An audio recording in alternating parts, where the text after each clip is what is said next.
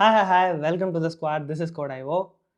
So, this is going to be the first episode of the React series. ரொம்ப நாளாவே நிறைய பேர் வந்து ரியாக்ட் போடுங்கன்னு சொல்லி கேட்டுட்டே இருந்தீங்க. பட் ஆர்டரா வரணும் இல்லையா? So finally we are up to React. Okay, so இந்த வீடியோ வந்து it's going to be an overview. ரியாக்டில் உங்களுக்கு ரியாக்ட் கோட் ஸ்டார்ட் பண்ணுறதுக்கு முன்னாடி சில விஷயங்கள் உங்களுக்கு தெரிஞ்சிருக்கணும். அந்த விஷயங்கள் எல்லாமே வந்து இந்த வீடியோவில் நம்ம கவர் பண்ணலாம். ஸோ ஸ்டார்ட் பண்ணிடலாமா? ஃபஸ்ட்டு வந்து what is React? Okay, so நீங்கள் ஒரு டெக்ஸ்ட் புக் டெஃபினிஷனாக எக்ஸ்பெக்ட் பண்ணுறீங்க அப்படின்னா React is a JavaScript library that is use to build UI.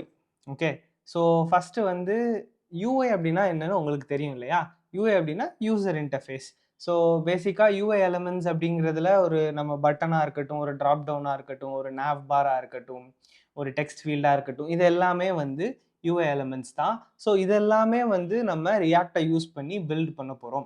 So இதே மாதிரி விஷயங்களை வந்து பில்ட் பண்ணுறதுக்காக கிரியேட் பண்ண ஒரு லைப்ரரி தான் வந்து ரியாக்ட். அண்ட் ப்ரைமரிலி இது வந்து ஜாவா ஸ்கிரிப்ட் வச்சு கிரியேட் பண்ண ஒரு லைப்ரரி. அண்ட் நம்ம எழுத போகிற கோடும் வந்து சிமிலர் டு ஜாவா ஸ்கிரிப்ட்.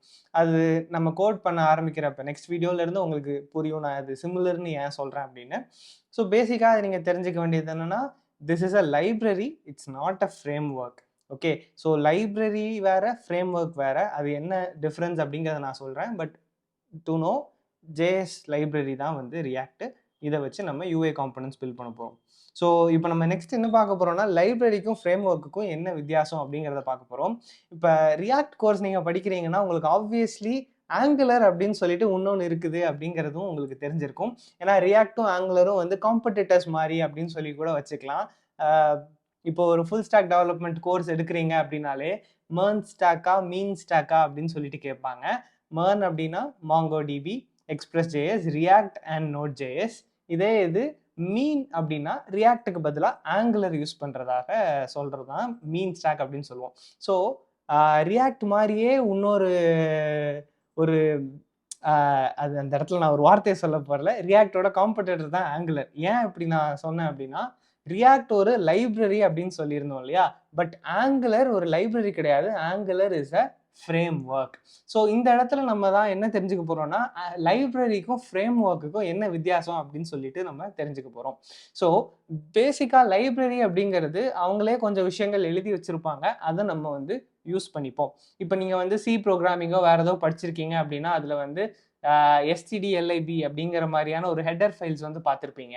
ஜென்ரலாகவே வந்து லைப்ரரி இம்போர்ட் பண்ணி அதில் இருக்கிற ஃபங்க்ஷன்ஸ் அண்ட் மற்ற விஷயங்களை நம்மளுக்கு யூஸ் பண்ணுறது காமனாகவே ப்ரோக்ராமிங்கில் ஒரு விஷயம் தான். ஸோ லைப்ரரினா ஜென்ரலாக ஆல்ரெடி சில விஷயங்கள் எழுதி வச்சுருப்பாங்க, அதை நம்ம யூஸ் பண்ணிக்கிறோம் அப்படிங்கிற மாதிரி. பட் ஃப்ரேம் ஒர்க் அப்படின்னு எடுத்துக்கிட்டிங்கன்னா it is sort of a template. ஒரு டெம்ப்ளேட் மாதிரி எடுத்துக்கலாம். இப்போ நம்ம இன்ஸ்டாகிராமில் ஒரு போஸ்ட் போடுறோம்னா அதுக்கு ஒரு டெம்ப்ளேட் வச்சுருப்போம் இல்லையா? அந்த டெம்ப்ளேட்டில் இந்த இடத்துல இந்த ஃபோட்டோ வருங்கிற மாதிரி. ஸோ அந்த மாதிரியான ஒரு டெம்ப்ளேட் தான் வந்து ஆங்குலர்.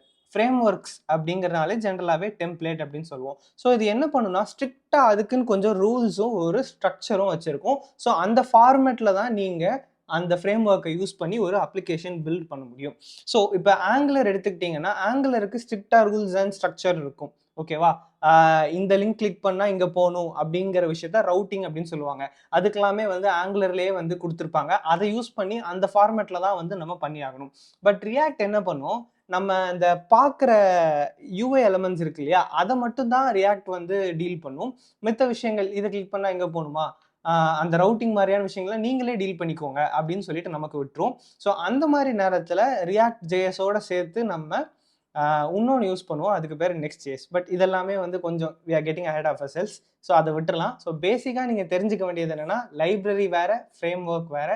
ஃப்ரேம் ஒர்க்னால் அது உங்களுக்கு ஒரு ஸ்ட்ரக்சர் கொடுக்கும், ஒரு ரூல் கொடுக்கும், இந்த ரூல்ஸ் படி தான் நீங்கள் எழுதணும்னு சொல்லிட்டு. பட் லைப்ரரி அப்படின்னா ப்ரீடிஃபைன்டாக இருக்கிற விஷயங்கள் அண்ட் அந்த கான்செப்ட்ஸை நம்ம யூஸ் பண்ணி ஒன்று பில்ட் பண்ண போகிறோம். Okay, and React for your information is a library.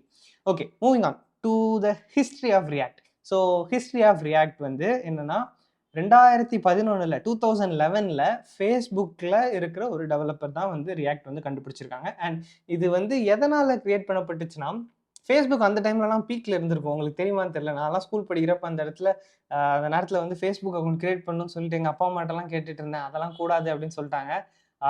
You might also have some Facebook memories. But அந்த நேரத்துல Facebook வந்து பயங்கர பாப்புலர் ஆயிட்டு இருக்கிறப்ப நெறைய டிராஃபிக் வந்துச்சு. அண்ட் Facebookஓட அந்த நியூஸ் ஃபீடுன்னு ஒண்ணு இருக்கும். அந்த பேசிக்கா இருக்கிற அந்த ஹோம் ஃபீட் இருக்கு இல்லையா? அத வந்து வேகமா ரீலோட் பண்றதுக்காக அவங்களுக்கு ஒரு டெக்னாலஜி தேவைப்பட்டுச்சு. அந்த நேரத்துல தான் வந்து ரியாக்ட்ட அவங்க கண்டுபிடிச்சிருக்காங்க. ஓகே.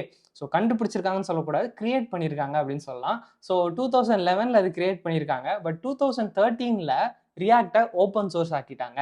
ஸோ யார் வேணா அதுக்கு கான்ட்ரிபியூட் பண்ணலாம் அப்படின்னு ஆயிடுச்சு. யார் வேணாலும் ஐ மீன் நான் போய் கான்ட்ரிபியூட் பண்ண முடியாது. அதுக்குன்னு அந்த ப்ரொசீஜர்லாம் இருக்கும். அந்த கம்யூனிட்டியில இருந்தீங்கன்னா நீங்க கண்டிப்பா அதுக்கு கான்ட்ரிபியூட் பண்ணலாம்.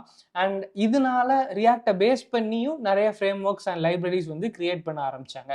ஸோ அந்த 2013ல எப்போ அதை ஓப்பன் சோர்ஸ் ஆக்குனாங்களோ அந்த பாயிண்ட்ல இருந்து தான் ரியாக்டோட growth வந்து எக்ஸ்போனென்ஷியலா இருந்துச்சு. நிறைய கம்பெனிஸ் வந்து அதை அடாப்ட் பண்ண ஆரம்பிச்சாங்க. பயங்கரமா க்ரோ ஆனதுக்கான காரணம் வந்து அது 2013ல ஓப்பன் சோர்ஸ் ஆகப்பட்டதுனால தான். ஓகே. ஸோ இதுதான் ஒரு பிரீஃப் ஹிஸ்டரி ஆஃப் ரியாக்ட்.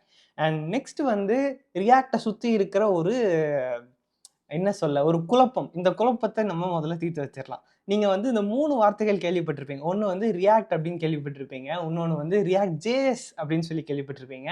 இன்னொன்னு ரியாக்ட் நேட்டிவ் அப்படின்னு சொல்லிட்டு கேள்விப்பட்டிருப்பீங்க. இது 3ம் வேற வேறயா? ஒண்ணா? அப்படிங்கிற ஒரு கேள்வி இருக்கும் இல்லையா? இந்த ஃபர்ஸ்ட் 2ம் சேம். பட் இந்த 3வது இது மட்டும் டிஃப்ரெண்ட். ஓகே. ஸோ இதனால நான் என்ன சொல்ல வரேன்? ரியாக்ட் அண்ட் ரியாக்ட் ஜேஎஸ் அப்படிங்கிற வார்த்தைகளை மாற்றி மாற்றி நம்ம யூஸ் பண்ணிப்போம். அண்ட் இது ரெண்டுத்தையும் யூஸ் பண்ணி நம்மளால வெப் ஆப்ஸ் கிரியேட் பண்ண முடியும். ஓகேவா?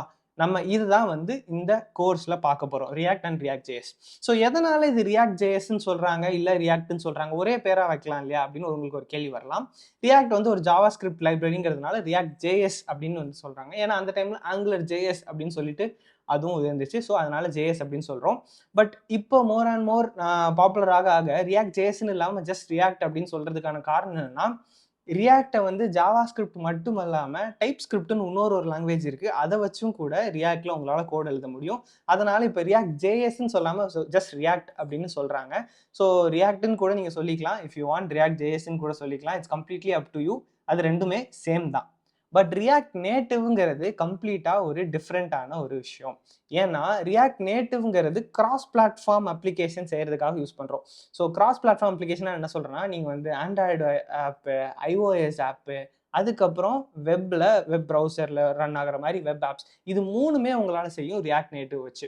ஓகே. இப்போ நம்ம ரியாக்ட் அண்ட் ரியாக்ட் ஜேஎஸ்க்கு காம்படிட்டர்னு பார்த்தீங்கன்னா ஆங்குலர் அப்படின்னு நம்ம சொல்றோம். பட் ரியாக்ட் நேட்டிவ்க்கு காம்படிட்டர்னு பார்த்தீங்கன்னா அது ஃப்ளட்டர் ஆயிரும். ஏன்னா ஃப்ளட்டர்ல தான் வந்து நம்ம ஆண்ட்ராய்ட் ஆப், iOS ஆப்லாம் செய்வோம் இல்லையா?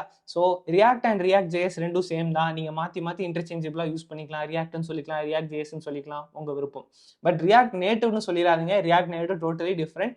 And also React Native is a framework. React Native library கிடையாது. React and React JS library, React Native is a framework. Okay. இதெல்லாம் உங்களுக்கு மண்டை மேல அப்படியே போற மாதிரி இருக்கும். நிறைய காம்ப்ளிகேட்டடா சொல்றேன்னு. பட் ரொம்ப யோசிக்காதீங்க. React and React JS same தான். அதே இதை மாத்தி மாத்தி யூஸ் பண்ணிக்கலாம். ஓகே. Moving on. ரியாக்டோட பிரசன்ஸ் என்ன? அதாவது இந்த தேதியில ரியாக்ட் வந்து எந்த லெவல்ல இருக்கு, எவ்வளவு பெருசா இருக்கு அப்படின்னு கேட்டீங்கன்னா 1.3 மில்லியன் வெப்சைட்ஸ் வந்து ரியாக்டை யூஸ் பண்ணி தான் பில்ட் பண்ணியிருக்காங்க. கரண்டா ஆக்டிவா இருக்கிற வெப்சைட்ஸ். அண்ட் இதுல பாப்புலரா சில விஷயங்கள் எடுத்துக்கிட்டீங்கன்னா மெட்டா, அதாவது ஃபேஸ்புக்கா இருந்த விஷயம் இப்போ மெட்டா அப்படின்னு சொல்லிட்டு மாறிடுச்சு இல்லையா? அவங்க ஆப்வியஸ்லி அவங்க தான் அதை கிரியேட் பண்ணாங்க. They take pride in this and obviously அவங்க சில இடங்கள்ல இதை யூஸ் பண்றாங்க. And also Netflix, Airbnb and Uber இதெல்லாமே some popular companies that use React. And இந்த மாதிரி பாப்புலர் கம்பெனிஸ்லாம் யூஸ் பண்றதுனாலையும் நிறைய டெவலப்பர்ஸ் ஆல்ரெடி இதுக்கு கான்ட்ரிபியூட் பண்றாங்கிறதுனாலையும் கூட கொஞ்சம் பாப்புலர் ஆகுது. நாளுக்கு நாள் இன்னும் நிறைய பேர் வந்து திரும்ப ரியாக்டை யூஸ் பண்ண ஆரம்பிக்கிறாங்க. ஏன்னா ஆல்ரெடி நிறைய பேர் யூஸ் பண்றாங்க அப்படின்னா அதுக்கு ஒரு ஃபியூச்சர் இருக்கு அப்படிங்கிற ஒரு விஷயத்தினால இன்னும் நிறைய புது புது சின்ன சின்ன கம்பெனிஸ்மே வந்து ரியாக்ட் யூஸ் பண்ண ஆரம்பிக்கிறாங்க. ஓகே. Moving on. ரியாக்ட்ல இருக்கிற சில கான்செப்ட்ஸை நம்ம தெரிஞ்சுக்க போறோம். ஓகே. ரியாக்ட் வந்து ஒரு காம்பனன்ட் பேஸ்ட் டெவலப்மெண்ட்டை ஃபாலோ பண்ணுது. ஸோ காம்பனன்ட் பேஸ்ட் டெவலப்மெண்ட்னா என்ன?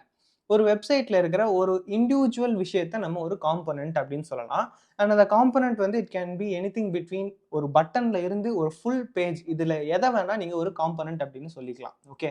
இப்ப நம்ம யூடியூப்ல இருக்க ஒரு சப்ஸ்கிரைப் பட்டன் எடுத்துக்கிறோம். இந்த சப்ஸ்கிரைப் பட்டன்ங்கிறத ஒரு காம்பனன்ட் அப்படின்னு நம்ம சொல்லலாம். ஏன்னா இந்த சப்ஸ்கிரைப் பட்டனை கிளிக் பண்ணா என்ன பண்ணுங்கிற லாஜிக்கும், அந்த சப்ஸ்கிரைப் பட்டன் பார்க்க எப்படி இருக்கணுங்கிற அந்த கான்டெக்ஸ்டும் எல்லாமே சேர்த்து அந்த சப்ஸ்கிரைப் பட்டன் அப்படிங்கிற ஒரு காம்பனண்டா நம்ம கிரியேட் பண்றோம். அண்ட் அந்த காம்பனண்ட்டை எத்தனை தடவை வேணா நம்ம ரியூஸ் பண்ணிக்கலாம். ஓகே.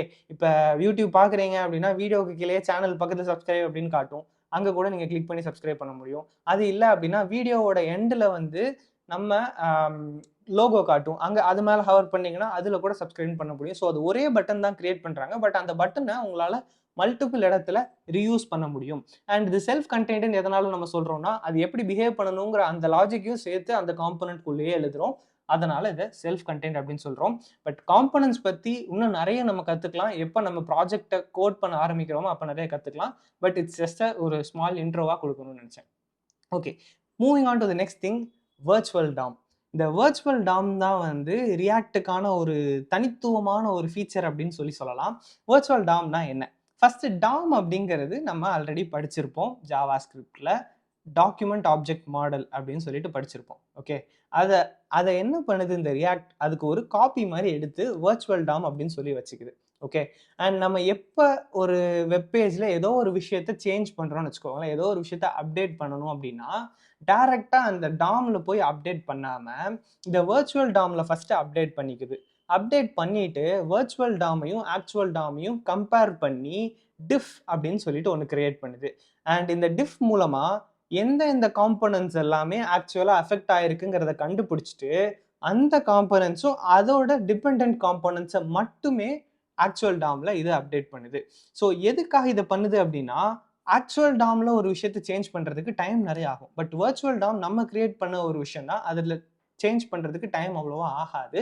ஸோ என்ன அப்டேட் இருந்தாலும் அது வர்ச்சுவல் டாமில் ஃபஸ்ட்டு பண்ணிவிட்டு எந்த காம்பனன்ட்ஸ்லாம் சேஞ்ச் ஆகிருக்கோ அதை மட்டுமே வந்து ஆக்சுவல் டாமில் அப்டேட் பண்ணும். ஸோ இப்போ இந்த ட்ரீல பார்த்தீங்கன்னா ஆக்சுவல் டாம் இருக்குது. அந்த ஆக்சுவல் டாம் அப்படியே ரெப்ளிகேட் பண்ணுறோம் வர்ச்சுவல் டாமில்.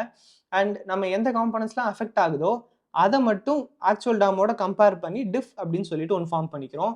அண்ட் அந்த காம்பனன்ட்ஸ் அண்ட் அதை டிபெண்ட் பண்ணி இருக்கிற காம்பனன்ட்ஸை மட்டும் நம்ம அப்டேட் பண்ணுறோம் ஆக்சுவல் டாமில். ஓகே, ஸோ இந்த வர்ச்சுவல் டாம் பற்றி நீங்கள் ஒரு பேசிக்கான ஒரு ஓவர்வியூ தெரிஞ்சுக்கிட்டா போதும். நம்ம பண்ண உங்களுக்கு இன்னும் கொஞ்சம் பெட்டராக புரியும். பட் அகெயின் இது வந்து அண்டர் த ஹுட் ரியாக்ட் வந்து தானாகவே பண்ணிக்கிற ஒரு விஷயம். இதில் நம்ம எதுவுமே இன்வால்வ் ஆக போகிறது இல்லை. ஸோ இதை பற்றி ரொம்ப ஒரி பண்ணிக்காதீங்க. Okay, moving on. SPA அப்படின்னு ஒரு கான்செப்ட் இருக்குது. அண்ட் கண்டிப்பாக நீங்கள் இது ரியாக்டோ அல்லது ஆங்குலரோ படிச்சிங்கன்னா கண்டிப்பாக இந்த SPA அப்படின்னா என்ன அப்படின்னு சொல்லி உங்களுக்கு தெரிய தான் போகுது. ஸோ SPA அப்படின்னா சிங்கிள் பேஜ் அப்ளிகேஷன் அப்படின்னு சொல்லுவாங்க. ஓகே, ஸோ இந்த சிங்கிள் பேஜ் அப்ளிகேஷனாக என்ன அப்படின்னு சொல்லிட்டு நான் வந்து குட்டியாக ஒரு டெமோ காட்டுறேன். ஸோ இது வந்து கூகுள் மேப்ஸ். ஓகே, இந்த கூகுள் மேப்ஸில் நம்ம இப்போ ஒரு வெப்பேஜ் லோட் பண்ணியிருக்கோம்.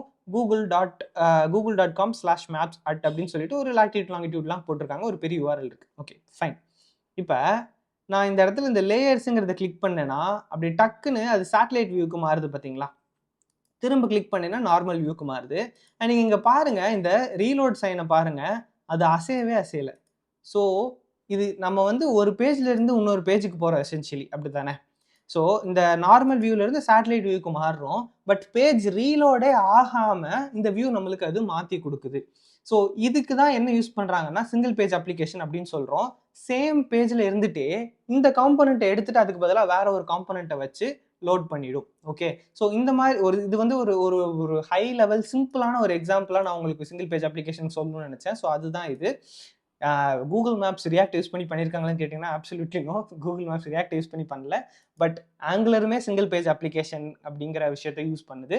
ஸோ அதனால் நம்ம இதையும் வந்து டெமான்ஸ்ட்ரேட் பண்ணுறதுக்காக யூஸ் பண்ணுறோம். பட் இதுதான் இப்போ நம்ம கிளிக் பண்ண உடனே டக்குன்னு மாறுது. பட் பேஜ் ரீலோடே ஆகலை பார்த்தீங்களா? ஸோ இந்த மாதிரி பண்ணுறதுக்கு பேர் தான் சிங்கிள் பேஜ் அப்ளிகேஷன். அந்த பேஜை ரீலோடே பண்ணாமல் அந்த பர்டிகுலர் காம்பனண்ட்டை மட்டும் எடுத்து வச்சுட்டு வேற ஒரு காம்பனண்ட்டை அங்கே எடுத்து வச்சிரும். ஸோ அந்த பேஸ் பிளேட் வந்து அப்படியே இருக்குது, அந்த பேஜ் அப்படியே இருக்குது. அந்த காம்பனண்ட்டுக்கு பதிலாக வேற ஒரு காம்பனண்ட்டை மட்டும் நம்ம லோட் பண்ணுறோம். ஸோ இதுதான் வந்து சிம்பிளாக சிங்கிள் பேஜ் அப்ளிகேஷன் அப்படின்னா என்னன்னு சொல்லியிருக்கேன். வேற எதுவும் தேவை அப்படின்னா நான் அடுத்து ஃபர்தராக இருக்கிற எபிசோட்ஸில் கவர் பண்ணுறேன். பட் இந்த அளவுக்கு இப்போதைக்கு தெரிஞ்சா போதும். Okay, coming to the final thing that we need to discuss is இந்த ரியாக்ட். இந்த வீடியோ நீங்கள் பார்த்துட்டீங்க. ஓகே, இது வந்து நீங்கள் ரியாக்ட் படிக்கிறீங்கனாலோ படிக்கலைனாலோ ரியாக்ட்னா என்னன்னு தெரிஞ்சுக்கணுங்கிறதுக்காகவே இந்த நீங்கள் வீடியோ பார்த்தீங்கன்னா உங்களுக்கு யூஸ்ஃபுல் தான். பட் நீங்கள் ரியாக்ட் படிக்கணும்னு சீரியஸாக இறங்கிட்டீங்க அப்படின்னா HTML, CSS, Bootstrap and JavaScript இது நாலும் நம்ம கோர்ஸ் நம்ம சேனலில் ஆல்ரெடி போட்டிருக்கோம். அதெல்லாம் பார்த்துட்டு அதுக்கப்புறம் இந்த ரியாக்ட் கோர்ஸை கண்டினியூ பண்ணுங்கள். Bootstrap கூட ஆப்ஷனல்னு நீங்கள் நினச்சிக்கலாம். But HTML, CSS and JavaScript is absolutely mandatory. அது மூணுத்துலேயும் நீங்கள் படிச்சுட்டு வந்தால் மட்டுமே இந்த ரியாக்ட் கோர்ஸ் உங்களுக்கு யூஸ்ஃபுல்லாக இருக்கும். அது மூணும் எனக்கு தெரியாது அப்படின்னா தயவு செஞ்சு அதை படிச்சுட்டு வாங்க. And especially Java script. Okay, HTML கூட எல்லாருக்கும் கொஞ்சம் ஐடியா இருக்கலாம், பட் ஜாவா ஸ்கிரிப்ட் தெரியலன்னா கண்டிப்பாக we cannot proceed with React.js. Okay, so தயவு செஞ்சு இந்த 4 கோர்ஸும் நம்ம சேனல் ஆல்ரெடி இருக்குது. உங்களுக்கு அவ்வளோ டைம் ஆக போகிறதில்ல. HTMLக்கு ஒரு 2 hours, CSSக்கு ஒரு 4 hours, பூட்ஸ்ட்ராப்க்கு ஒரு 3 hours. ஸோ அது எல்லாமே கம்மியான டைம் தான் ஆகும். ஜாவா ஸ்கிரிப்ட் மட்டும் இட்ஸ் லைக் ஒரு கடல் தான் ஜாவா ஸ்கிரிப்ட். ஆனால் நான் கீழே எல்லாமே வந்து உங்களுக்கு டைம் ஸ்டாம்ப்ஸோடு தான் கொடுத்துருப்பேன். So it's probably easy for you. And also நீங்கள் கண்டிப்பாக அதை படிச்சுட்டு வந்தால் மட்டுமே இது உங்களுக்கு யூஸ்ஃபுல்லாக இருக்க போது. நான் திரும்ப அதை சொல்ல விரும்பலை, பட் யா, இதுதான் ப்ரீ ரெக்வெஸ்ட். கண்டிப்பாக அதை படிச்சுட்டு வாங்க. அண்ட் நெக்ஸ்ட் வீடியோவில் எப்படி ஒரு ரியாக்ட் ப்ராஜெக்டை செட்டப் பண்ணலாம் அண்ட் அதில் இருக்கிற ஒரு அந்த ப்ராஜெக்ட் ஸ்ட்ரக்சர் இருக்கு இல்லையா, ப்ராஜெக்ட் ஸ்ட்ரக்சர் அண்ட் அதில் இருக்கிற ஃபைல்ஸ்லாம் என்ன பண்ணுது அப்படிங்கிறது எல்லாமே வந்து நெக்ஸ்ட் வீடியோவில் எக்ஸ்பிளைன் பண்ணுறேன். Next episode of the React கோர்ஸில் நம்ம பார்க்கலாம். Until then,